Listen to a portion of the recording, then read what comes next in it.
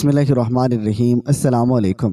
ہمارے گاؤں میں جس لڑکی کی شادی ہونے والی ہوتی وہ غائب ہو جاتی، اور ڈر کے مارے میری اماں میری شادی نہیں کروا رہی تھی، اور مجھے چودھری کے بیٹے سے محبت ہو گئی اور وہ بھی مجھے پسند کرنے لگا، اور میں نے اماں کو نہ بتایا، اور ایک رات اماں کو کھانے میں دوائی دے کر سلا دیا اور چودھری کے بیٹے سے چھپ کر نکاح کرائی، اور صبح سے پہلے واپس گھر آ کر سو گئی۔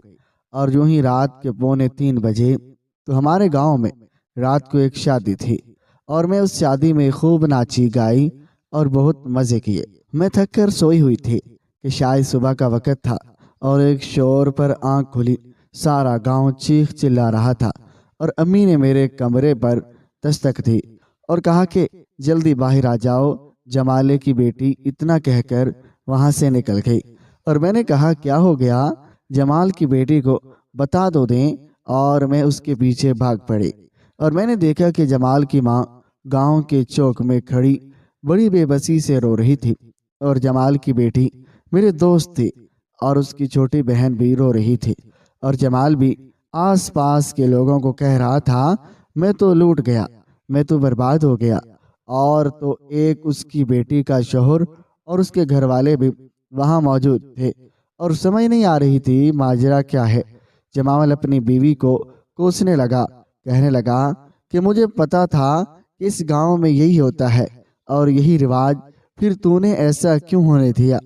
بیٹی گھر میں بیٹھی بوجھ لگ رہی تھی، اور جو اس کی شادی کر دی اور گھر میں رہتی، ہماری آنکھوں کے سامنے تو رہتی، اب اسے کہاں سے لائیں گے؟ اب ہم اسے کیا کریں گے؟ ہماری عزت لٹ گئی، ہمارے سر میں خاک پڑ گئی۔ ارے وہ جس کی بیٹی غائب ہو جائے تو وہ زندہ رہتے ہیں نہ کہ مردہ، یہی سوچتے رہتے ہیں اگر زندہ ہیں تو واپس آ جائیں، اور اگر اس کی عزت لٹ گئی ہے تو وہی مر جائیں۔ میری ماں نے مجھے پکڑ کر اپنے گلے سے لگا لیا، اور جیسے مجھے بھی کھونے کے ڈر سے اس کا دل بیٹھ گیا، اور وہ غریب لوگ تھے، روتے نہیں تو اور کیا کرتے، بس رو دھو کر وہاں سے چلے گئے، کیونکہ یہ تو اس گاؤں میں کافی وقت سے ہو رہا تھا، اور اس گاؤں میں جس میں لڑکی کی شادی ہوتی اور وہ شادی کی رات ہی غائب ہو جاتے تھے، اور کچھ لوگ اس کو مذاق سمجھتے تھے، اور لگتا ہے کہ لڑکی خود ہی کہیں بھاگ گئی، اور اس کے گھر والے کہہ رہے ہیں اغوا ہو گئی ہے، لیکن یہ 7ویں دفعہ ہو رہا تھا۔ بھلا 7 لڑکیاں کیسے گھر سے بھاگ سکتی تھی؟ اور پھر 7 کی 7 لڑکیوں میں اتنی ہمت کہاں سے آئے گی اور وہ گھر سے بھاگ جائیں، وہ بھی اپنی شادی والی رات؟ اور یہ کوئی آسان کام تھوڑی ہے۔ اب تو اس گاؤں میں یہ بات مشہور ہو گئی تھی، یہاں پر ایسا ہی ہوتا ہے، لوگ اپنی بیٹیوں کی شادی کرنے سے ڈر رہے تھے۔ ہم لوگ واپس گھر آ گئے، اور میری ماں جو مجھے گلے سے لگائے بیٹھی تھی اور چھوڑ ہی نہیں رہی تھی۔ میرا نام ارم ہے، میرے بابا اس دنیا میں نہیں تھے، اور میں اپنی ماں کی اکلوتی اولاد تھی، اور وہ مجھے بہت پیار کرتی تھی، اور اب اس کے دل میں ڈر بیٹھ گیا تھا کہ وہ کہنے لگی میں تیری شادی کبھی نہیں کروں گی، اور نہیں تو بھی غائب ہو جائے گی، اور اگر تو ایسا غائب ہو گئی تو پھر میں کیا کروں گی؟ اور میں تو جیتے جی مر جاؤں گی۔ لیکن میں دل ہی دل میں سوچنے لگی ماں کے دل سے یہ بات کس طرح نکال دوں، کیونکہ میں شادی کرنا چاہتی تھی، مجھے شادی کرنے کا بہت شوق تھا، اور مجھے لگتا تھا کہ یہ سب کچھ جھوٹ ہے۔ میری ماں تو اتنا ڈر بھی کہ مجھے تو گھر سے باہر بھی نہیں جانے دے رہے تھے۔ آج 3 دن ہو گئے تھے اور اس واقعے کو، اور میرا گھر میں دم گھٹ رہا تھا، اور میری ماں عصر کی نماز پڑھنے سے پہلے تھوڑی دیر سویا کرتی تھی، اور جب وہ سو گئی تو میں چپ چاپ گھر سے نکل گئی اور کھیتوں کی طرف چلے گئی۔ ہمارے گاؤں میں زیادہ کچھ نہیں، بس ملکوں کی حویلی تھی، اور جو ہمیں کسی محل جیسی لگتی تھی، اور میں بھی اس کے آس پاس منڈلانے لگی، اور اندر جانے کی اجازت تھی نہیں، اور یوں ہی شرارت میں آ کر زمین سے پتھر اٹھا کے ادھر ادھر مار رہی تھی، اور کبھی ہوا میں اچھال دیتی اور کبھی ادھر ادھر پھینک دیتی، اور میں نے پتھر پھینکا اور کسی کے کرانے کی آواز آئی، لگتا ہے میرا پھینکا ہوا پتھر کسی کو لگ گیا تھا، اور میں اس طرف بھاگ کر گئی تو دیکھا تو وہ کوئی اور نہیں بلکہ بڑے ملک صاحب کا بیٹا تھا، اور اس کا نام ملک جنید تھا۔ سنا تھا کہ ملک جنید اس قدر خوبصورت ہے اور اسے دیکھ کر حسن یوسف کی یاد آ جاتی ہے۔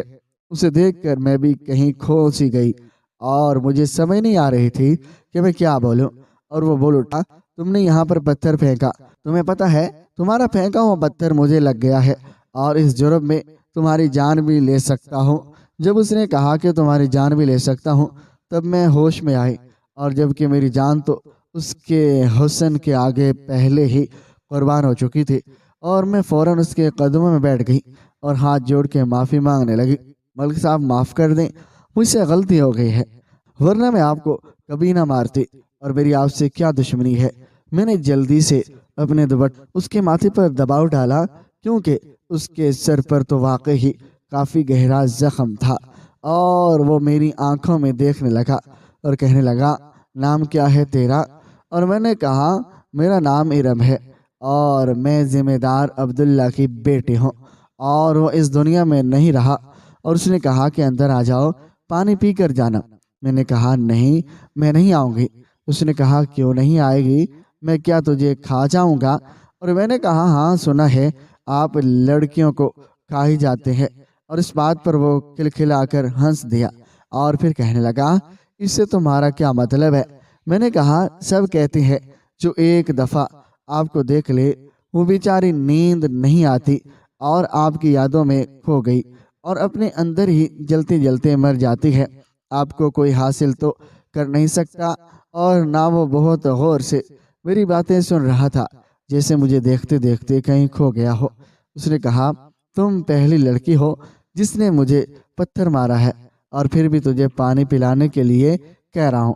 میں اندر چلے گئی اور اس نے مجھے باہر لون میں ہی بیٹھنے اور باہر کو کہا، اور حویلی کو پہلی دفعہ اندر سے دیکھ رہی تھی، اور اتنی بڑی حویلی جیسے کوئی محل ہو۔ میرا تو سر گویا اس کے گنبد سے ہی چپک گیا تھا، اور وہ مجھے دیکھ کر ہنس رہا تھا، اور میں کیسے پاگلوں کی طرح حیران ہو رہی تھی۔ تھوڑی دیر بعد شربت آ گیا۔ میں نے اسے بتلایا کہ مجھے وہ شربت بہت اچھا لگا، اور میں نے 2 گلاس بھر کے شربت کے لیے، اور ملک کا بیٹا دیکھ کر مجھے بار بار ہنس رہا تھا۔ شاید اس کو میری حرکتیں بہت مزاحیہ لگ رہی تھی۔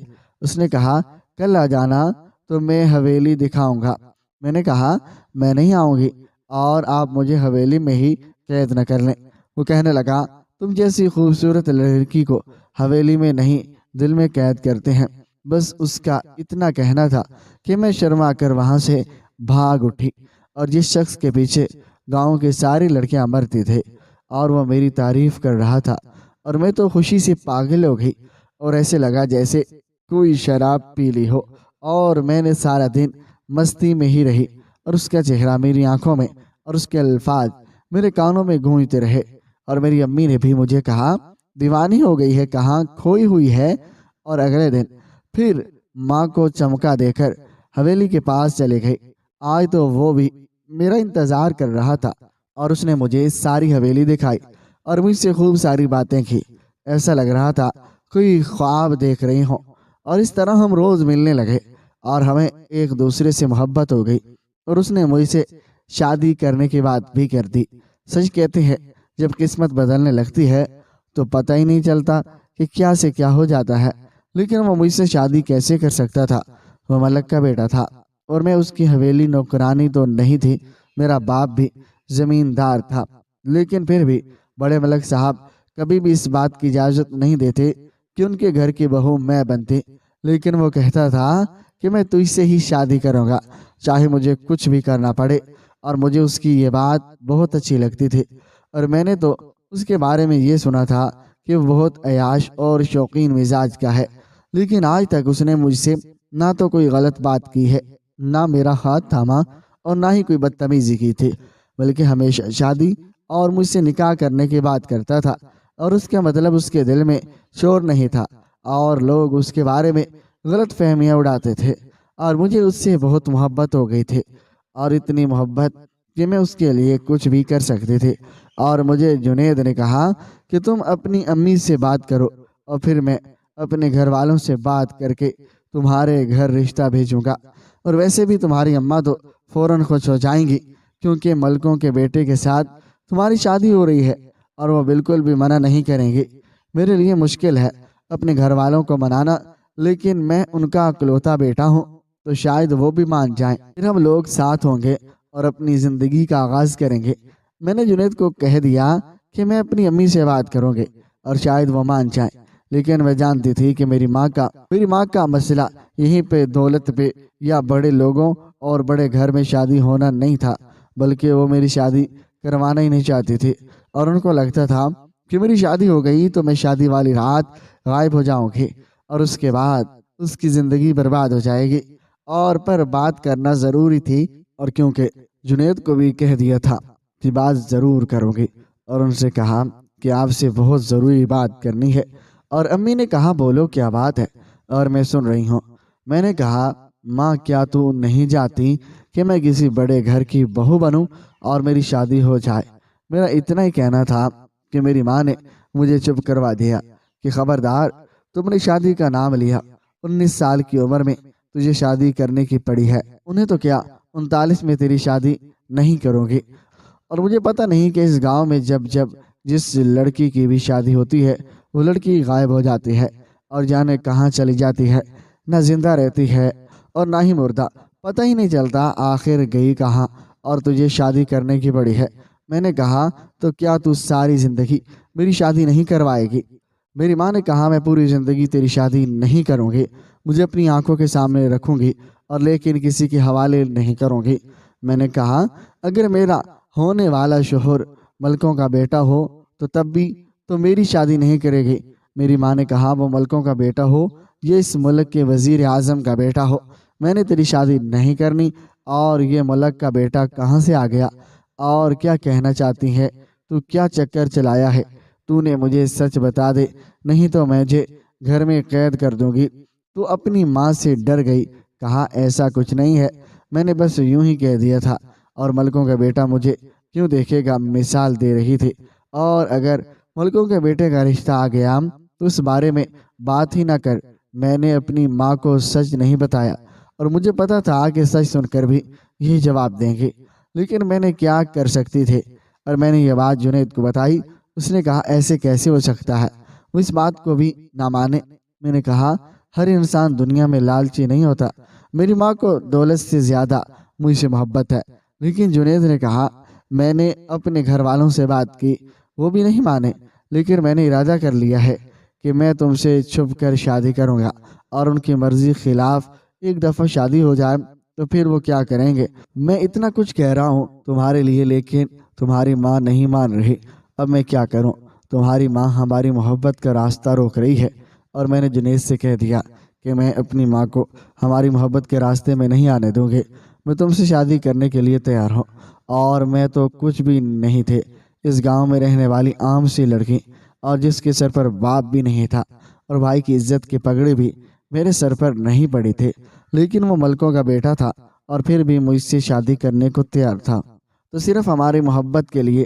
تو جب وہ ایسا کر سکتا تھا تو میں کیوں نہیں کر سکتی تھے؟ اور اس نے مجھے کہا مجھے رات کے ٹائم آنا ہوگا اور اسی دن ہم لوگ نکاح کر لیں گے۔ میں نے کہا تم فکر نہیں کرو، میں وقت پر پہنچ جاؤں گی۔ اور جنید نے مجھے جو دن بتلایا تھا اور میں نے اسی دن گھر میں کھانا بنایا، اور میں اپنی ماں کو شک تک نہ ہونے دیا۔ آج میں اتنا بڑا کام کرنے والے ہوں۔ میں سارا دن گھر میں نارمل تھے، رات کو میں نے کھانا بنایا اور اپنی ماں کو کھانے میں نیند کی دوا ملا دی، اور میری ماں کمرے میں گئی اور بے خبر سو گئی۔ میں اپنے گھر سے تیار ہو کر نکلی اور حویلی پہنچ گئی۔ اس نے مجھے کہا حویلی کے اندر مت آنا، باہر رکنا، میں پورے وقت پر آ کر تمہیں لے جاؤں گا۔ میں باہر کھڑی تھی، میرا دل بری طرح گھبرا رہا تھا اور میں بہت ڈری ہوئی تھی، لیکن 5 منٹ بعد جنید آ گیا۔ جنید کو وہاں دیکھ کر میری جان میں جان آ گئی، اور وہ مجھے ایک سائڈ پر بنے ہوئے کمرے میں لے گیا، اور وہاں کچھ پرانی گاڑیاں اور گندم پڑے تھے، اور اس نے کہا یہیں پر بیٹھ کر ہمارا نکاح ہوگا، میں تمہیں اندر نہیں لے جا سکتا، تم کچھ دیر یہاں پر انتظار کرو، میں قاری صاحب اور گواہوں کو لے کر آتا ہوں۔ میں وہیں پر بیٹھ گئی، اور وہاں گندم کی بڑی بوریاں پڑی ہوئی تھی، اور وہیں پر بیٹھی تھی کہ اچانک اس کمرے میں ایک لڑکی داخل ہوئی جو دلہن کے لباس میں ملبوس تھی اور بہت ڈری ہوئی لگ رہی تھی، اور اس کو میری طرف لپکی اور کہنے لگیں مجھے بچا لو، مجھے بچا لو، اور مجھے سمجھ نہیں آیا کہ میں کیا کروں اور یہ لڑکی کون ہے، اسی وقت یہاں پر کہاں سے آ گئی اور مجھ سے کیا جاتی ہے۔ اور ابھی میں اس کی طرف متوجہ ہوئی تھی کہ پیچھے سے ایک بوڑھا شخص آیا اور آ کر اس کو پکڑ کر وہاں سے لے گیا اور میں بھی جانے لگی۔ مجھے جنید نے آواز دی، میں نے کہا وہ یہاں پر ایک لڑکی آئی تھی اور کہاں چلے گئی؟ اس نے کہا وہ پیاری لڑکی بڑی بڑی آنکھوں والی۔ میں نے کہا ہاں وہی تو تھی، وہ بھی ابھی آئی تھی۔ اور اس نے کہا وہ ہمارے ڈرائیور کی بیٹی ہے، بیچاری کا دماغ تھوڑا خراب ہے، روز رات کو دلہن بن کر جاتی ہے اور پھر لوگوں کے پاس جا کر کہتی ہے کہ مجھے بچا لو، اور جو اس کو لے کر گیا تھا وہ ہمارا ڈرائیور اور اس کا باپ ہی تھا، اور بیچاری ذہنی مریض ہے۔ مجھے بہت حیرانگی ہوئی اور بے جان کر کہ میں نے کہا کتنی عجیب بات ہے۔ میں نے جنید سے کہا اس گاؤں میں اکثر ایسا ہوتا ہے، جس کی شادی ہوتی ہے وہ شادی والے دن لڑکی غائب ہو جاتے ہیں، اور تم اس گاؤں کے ملک کے بیٹے ہو، تم اس پر کوئی بات یا کوئی قدم کیوں نہیں اٹھاتے؟ جنید نے کہا میں بالکل ضرور کروں گا، لیکن آج تمہاری شادی ہے، آج کی باتیں چھوڑو۔ تھوڑی دیر بعد وہاں پر قاری صاحب بھی آ گئے اور گواہ جو کمرے سے باہر بیٹھے تھے، اور اس نے مجھ سے نکاح کروا لیا، اور میرے دل سے سارے ملال مٹ گئے اور سارے شک، سارے اندیشے ختم ہو گئے، کیونکہ اس نے تو مجھ سے نکاح کر لیا تھا اور میں اس کی بیوی بن چکے تھے۔ اور اس نے گواہوں اور قاری صاحب کو واپس بھیج دیا اور مجھے گاڑی میں بٹھا کر ایک بہت بڑی جگہ لے گیا، اور وہ شاید اس کے دوست کا گھر، اور وہاں ہم کچھ دیر بیٹھے، ہم نے کھانا کھایا اور ایک دوسرے سے بہت باتیں کی، لیکن صبح ہونے سے پہلے پہلے وہ مجھے واپس گاؤں چھوڑ گیا اور اپنی ماں کے جاگنے سے پہلے کمرے میں سو گئی۔ اور ابھی رات کے 3 ہی بجے تھے کہ میری آنکھ شور پر کھل گئی، اور گاؤں میں کسی بات پر وویلا مچ رہا ہوا تھا، اور عورتوں کے رونے کی آوازیں آ رہے تھے اور مردوں کے چلانے کی، جانے کیا معاملہ تھا اور سمجھ سے باہر تھا۔ اور میں تو بھول ہی گئی کہ میں نے اپنی امی کو نیند کی دوا دی تھی۔ میری ماں جاگنے والی نہیں تھی، لیکن جب میں کمرے سے باہر نکلی تو میری ماں جاگ چکی تھی، اور ان کا کہنا تھا کہ کیا ہو رہا ہے۔ وہ اپنا سر پکڑ کر کھڑی تھی اور ان کے سر میں شاید بہت درد تھا، اور مجھے اپنے کیے پر شرمندگی ہوئی، لیکن میں اپنی ماں کو بتانا چاہتی تھی کہ میری شادی ہو گئی، لیکن میں ابھی بھی یہیں پر موجود ہوں۔ لیکن ابھی ہمیں یہ دیکھنا تھا کہ یہ شور کہاں سے آ رہا ہے، اور یہ شور ہماری گلی سے ہی اٹھا تھا، اور ہم لوگ باہر نکلے تو باہر وہی منظر تھا، اور پھر سے شاید کوئی لڑکی غائب ہو گئی تھی، اور لڑکی کے ماں باپ اور بھائی پوری طرح رو رہے تھے، غصہ کر رہے تھے اور ادھر ادھر بھاگ رہے تھے۔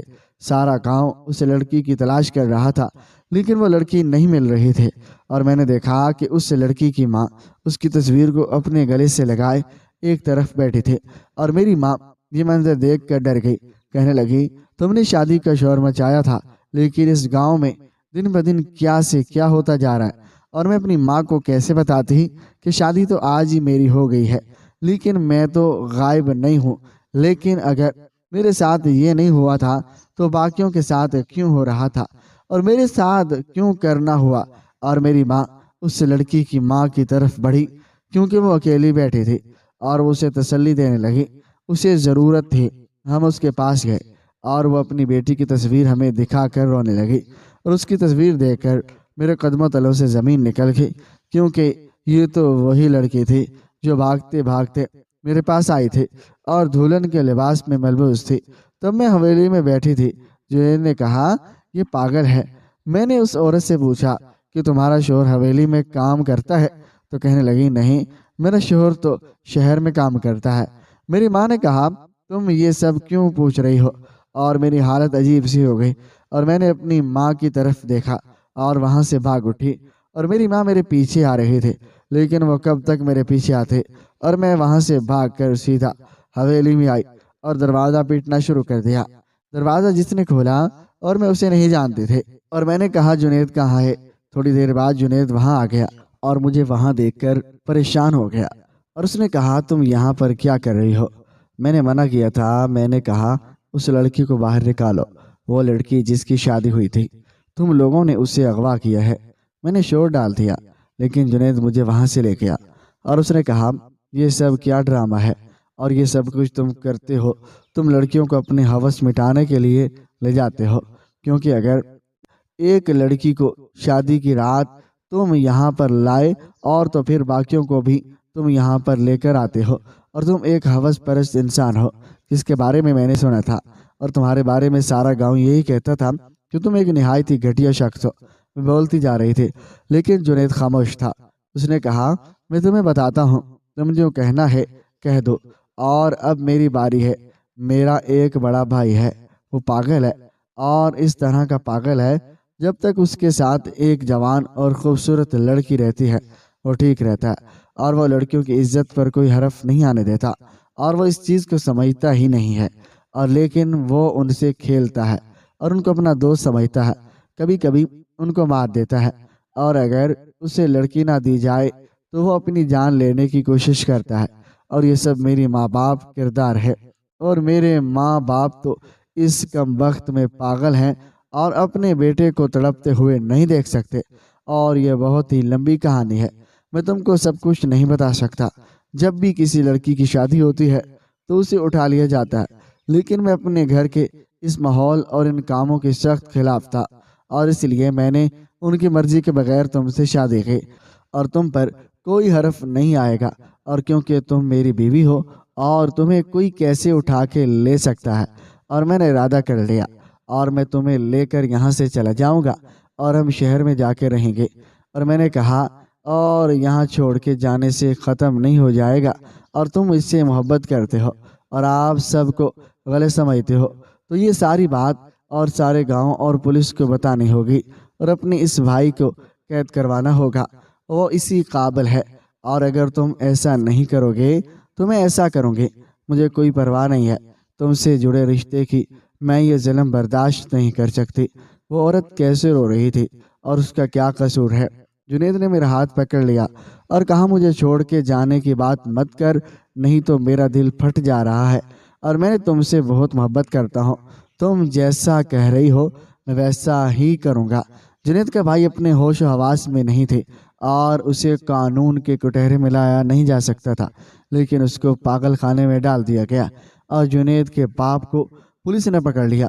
میں اور جنید گاؤں چھوڑ کر میری امی کو ساتھ لے کر شہر آ گئے، اور کچھ دن بعد پتہ چلا کہ جنید کے باپ نے بیل کرا لی ہے اور جنید کو جائیداد سے آگ کر دیا ہے، لیکن ہمیں کوئی بھی دکھ نہیں تھا، اور اگر ہم یہ ظلم برداشت کر کے چپ چاپ بیٹھے رہتے تو ہم بھی گناہ گار ہوتے اور ہمیں بھی سزا ملتی، ہماری زندگی خراب ہو جاتی، اور لیکن اللہ کا کرم تھا، شاید اس کو یہ بات پسند آ گئی، اور شہر آتے ہی جنید کی ایسی نوکری لگی اور اسے گھر بھی مل گیا اور گاڑی بھی، اور شادی کے پہلے سال اللہ نے 2 بیٹیوں سے نواز دیا، اور زندگی بہت خوبصورت انداز میں گزر رہی تھی۔ اللہ کا لاکھ لاکھ شکر ہے۔ ناظرین، آپ کو آج کی ہماری یہ کہانی کیسے لگی؟ کمنٹ باکس میں اپنی قیمتی رائے کا اظہار ضرور کیجیے گا۔ اگر آپ کو ہماری یہ ویڈیو پسند آئی تو ویڈیو کو لائک اور چینل کو سبسکرائب ضرور کریں۔ شکریہ، اللہ حافظ۔